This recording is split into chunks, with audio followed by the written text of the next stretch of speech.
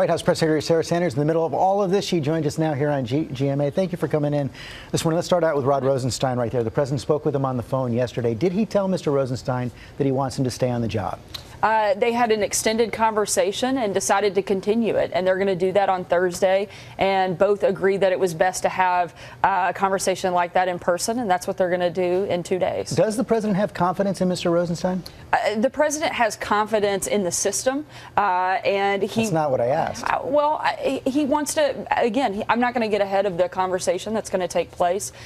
Certainly, he wants things to take place. There have been a number of incidents that have caused a great deal of concern, not just to the president, but to Americans all over the country.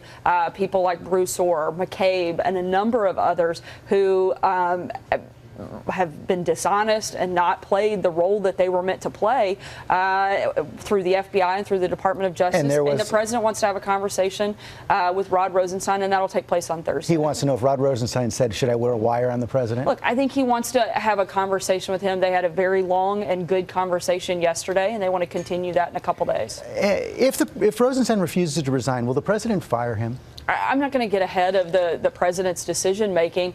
Again, he wants the process to work. He wants the Department of Justice to be focused on what it should be and not focused on all of the things that have been taking place over the last several months and frankly, what has become the talk of the Justice Department. That's not what they should be focused on, and that's what the president wants to make sure that they're focused on what they should be. One of the president's personal attorneys, Jay Sekulow, said that the Mueller investigation should be put on hold if Rosenstein leaves his job. Is that the president's position? I'm not going to get into the specifics on the Mueller investigation. We think it should be finished because they've spent a year and a half digging through and have still come up with nothing. There was no collusion. They've had several indictments, several convictions. Nothing that has anything to do with the president or his campaign. And it's ridiculous that they continue to drum this up and drag it out. And it should, I think, be wrapping up. Several convictions, several cooperating witnesses. But let me move on. Nothing to do with the president, though. And I think that's important to note. Can you assure the American people that whatever happens with Rod Rosenstein, the president will allow the Mueller investigation to continue and to conclude? The president has cooperated throughout this entire process for an extended period of time. He wants it to be transparent. That's why he's asked for documents to be released and why he and his entire staff have been completely cooperative from day one. But so he will allow it to finish? Look, I'm not going to get ahead of where the president is, but he has been very clear that he wants this to come to a conclusion. We expect that it should. And again, they've spent a year and a half and found nothing that has anything to do with this president because there was nothing. Have to move on to Brett Kavanaugh. The president had that tweet last night railing against false accusations against Mr. Kavanaugh. Why doesn't he think that Ms. Ramirez and Dr. Ford are lying? Certainly, the president has said a number of times that these individuals should be heard.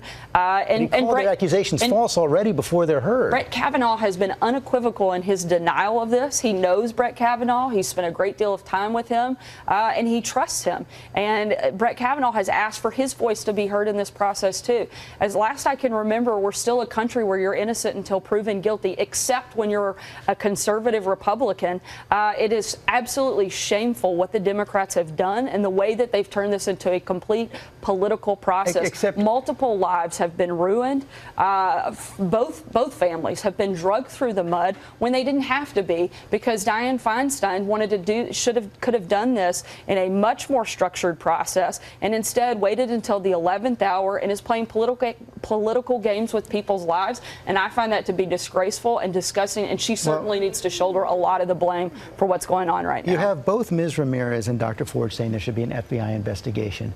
If they thought they weren't telling the truth, they wouldn't be inviting an FBI investigation. Why is it wrong to have an FBI investigation for something as important as a Supreme Court nominee? Because we have a process in place. They have a Senate process, and we think it should be done through that. No one is trying to hide from this. In fact, Brett Kavanaugh's been leaning in. He's been begging to come and tell his story and be able to do that, whether it's publicly or privately. He's asked for that opportunity, and he's been perfectly open for others to have the opportunity to share their side as well.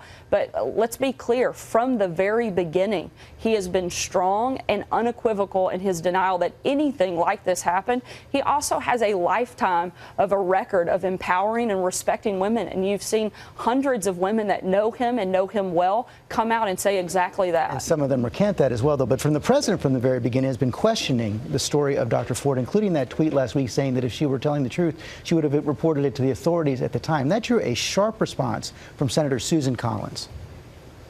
I was appalled by the president's tweet. I thought that the president's tweet was completely inappropriate and wrong. What's your response?